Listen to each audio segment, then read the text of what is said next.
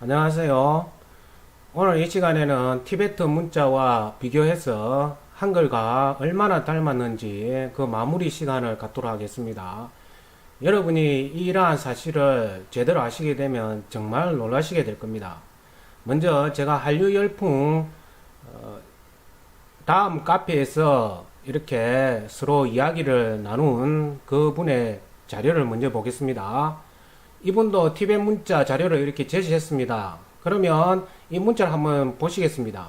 여기 보시게 되면 쌍기역에 해당되는 부분에 물론 뭐 카 발음되어 있습니다만은 대동소이하다고 보겠습니다. 여기 보시게 되면 이 쌍기역과 기역이 보이죠. 다음에 약간 더 희운 생략형이 보입니다. 자, 이 문자에서 여러분들 보시게 되면 이 부분이 중요한데요. 기역 부분에 미음과 기억이 이렇게 겹쳐 있다고 제가 이미 말씀드렸습니다만은 필기체와 생략형에 넘어오시게 되면 이 부분이 완전히 둥근 모습이 되어집니다. 그래서 이 부분을 한번 유심히 보시게 되면 이 부분에 제가 다시 이렇게 그려보았습니다만은 인쇄체에서 생략형이 넘어올 때에 쌍기역, 그 다음에 기역 부분이죠. 기역 부분도 이렇게 돌리게 되면 그냥 우리 한글에 조금 이렇게 둥근 부분을 합쳤다고 볼 수 있겠죠. 다음에 여기 기역 부분을 보십시오. 생략형에서 이렇게 되어져 있죠. 요걸 조금 세우면 그냥 기역이 되지 않습니까? 이거 원래 이대로 기역의 모양새가 나타나는 것이 되겠습니다. 그래서 기역에는 기역이 배당되어 있고요. 그 다음에 제가 이전에 한 자료를 다시 한번 자세히 보시겠습니다.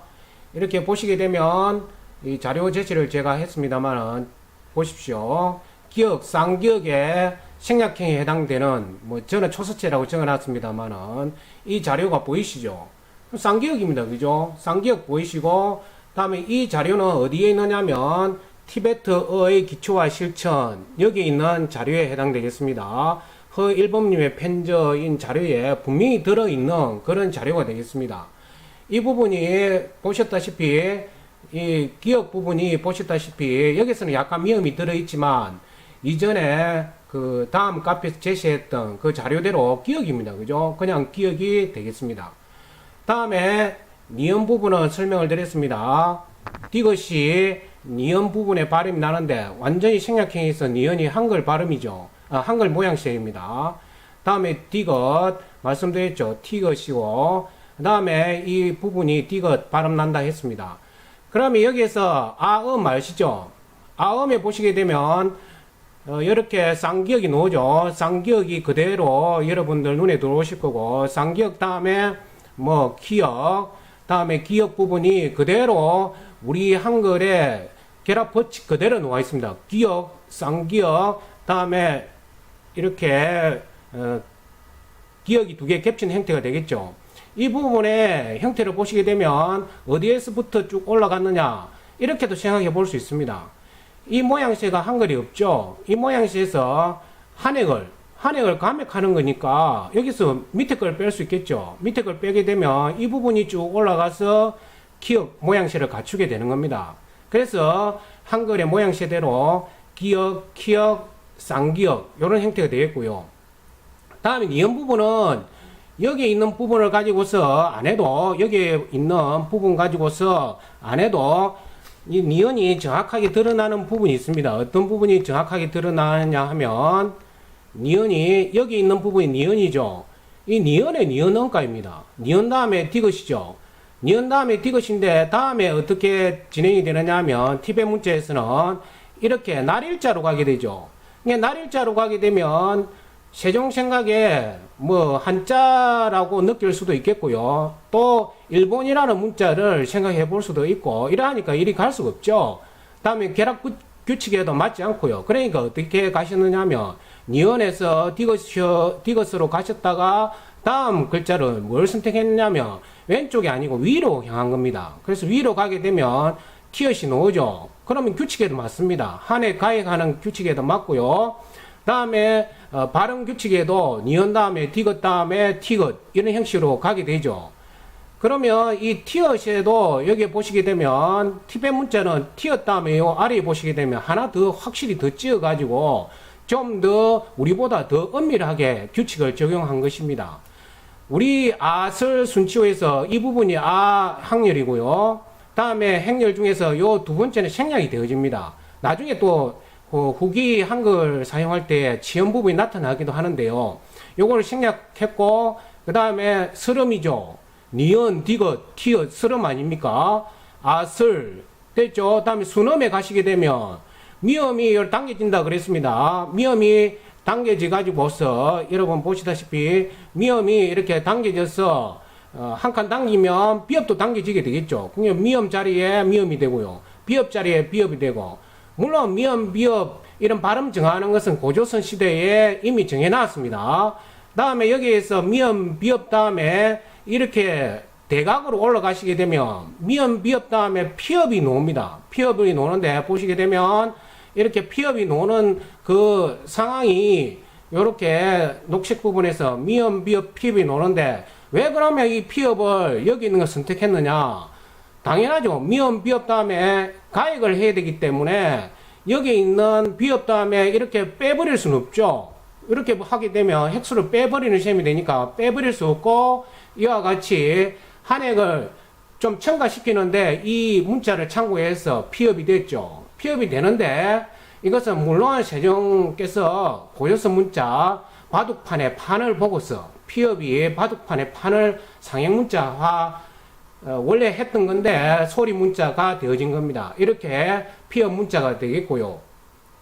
그 다음에 아슬, 순음까지 했죠. 순, 치, 이게 치음입니다. 그죠? 치읍 발음 해당되죠. 치읍 발음인데 여기 보시게 되면 치읍과 히읗 사이에 모양새를 따라서 이 티벳 문자가 나와 있습니다만은, 이것이 치읍 발음에서는 요게 좀 이렇게 표시가 되겠고요. 그래서 치읍 발음에 치읓이 해당되죠. 다음에 히읗 되면은 모양새를 좀 갖춰서 히읗으로 이렇게 모양새를 맞는 겁니다. 그러면 이렇게 아슬, 순, 치, 지음이 이렇게 나타나고, 그 다음에 후에 보면 이게 모양새가 약간 뭐 이형과는 조금 달라 보입니다만은 이것은 이형이라고 되어 있습니다. 왜냐면 이형에다가 약간 오른쪽에 끄 내린 것으로서 우리 한글에 이형과 발음, 이게 뭐 H 되어 있습니다만은 내나 이형 발음에 해당되겠습니다. 그 이형이 있죠. 그 위에 이렇게 보시게 되면 한 칸 이렇게 보시게 되면 여린 히읗과 다음에 이렇게 열매 이형, 꼭지 이형이 나타납니다. 여기도 보시게 되면 이형과 꼭지 이형, 열매 이형이 나타나죠. 이것을 여러분들 그 훈민정음 제자해에 딱 나와 있습니다. 제자해에 뭐라고 나와 있느냐 하면 소리에 따라 획수를 더해서 모두 이렇게 문자를 만들었는데 다만 꼭지 이형, 열매 이형은 다르다 되어 있습니다. 이것은 왜냐하면 티벳 문자 이걸 참조해서 여기에다 갖다 놓으신 겁니다. 왜 갖다 놓았냐 하면 고조선 문자에 있는 이 문자를 열매 이형을 함부로 할 수 없었기 때문에 티벳 문자를 참조해서 요 부위에 딱 갖다 둔 겁니다. 애매한 그런 위치에 딱 갖다 둠으로 해서 고조선 문자를 보았다, 티벳 문자를 보았다, 이런 의미시죠. 4개를 맞춰줘야 되기 때문이기도 하겠고요. 그래서 이렇게 참조해 보시게 되면 발음이 얼마 언가에 동일하게 적용되는지 한번 살펴보겠습니다. 여기에서 보시게 되면 기역을 아까 말씀드렸습니다. 요렇게 둥글게 생략으로 쓴다 했으니까 기역은 기역이죠. 다음에 기역은 요 아래에 있는 기역이 쭉 올라가서 이렇게 올라갔다고 보겠고요. 다음 물론 이걸 돌린 형태라도 볼 수 있습니다. 다음에 쌍기역 나오죠. 쌍기역 그대로 발음 언가가 같다라고 볼 수 있습니다.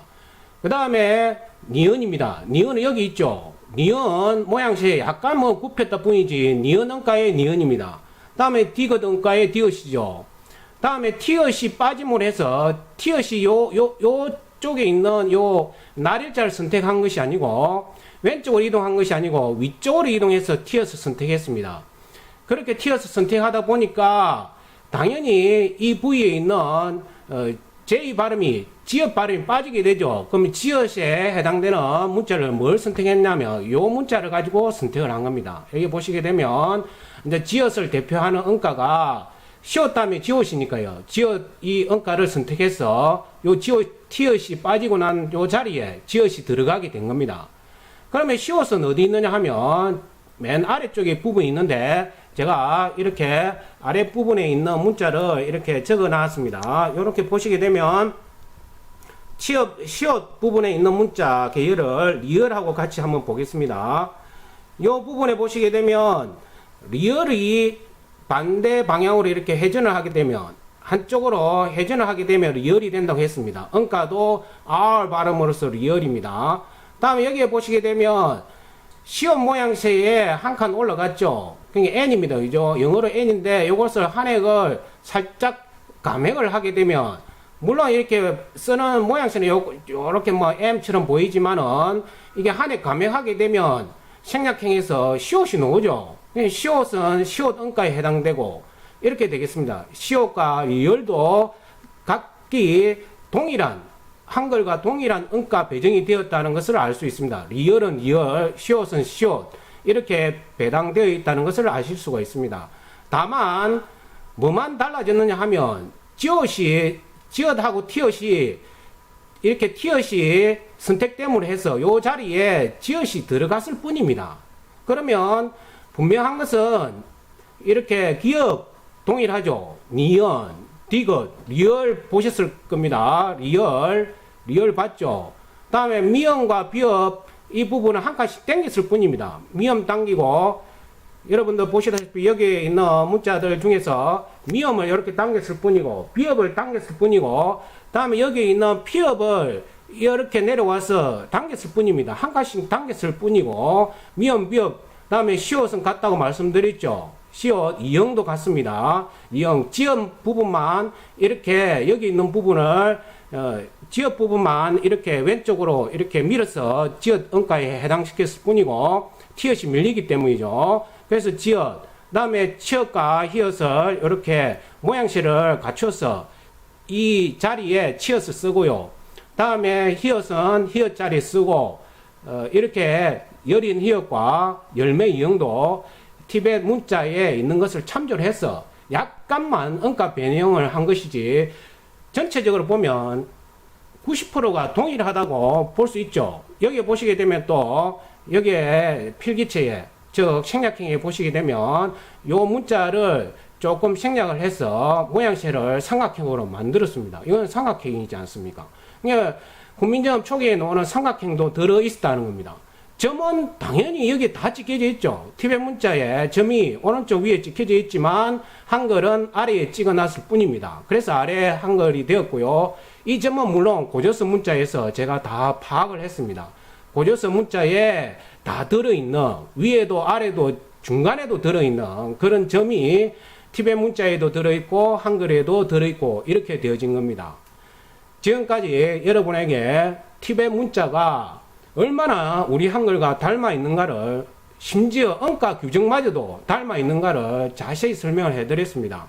이 문자의 음가 규정은 고조선 시대에 이미 되어져 있었고 세종께서 이를 참조를 해서 제대로 수정을 하신 겁니다. 예를 들자면 이것은 비읍인데 이거는 발가락 모양에서 나왔기 때문에 비읍이 음가가 비읍이 되어져야 됩니다.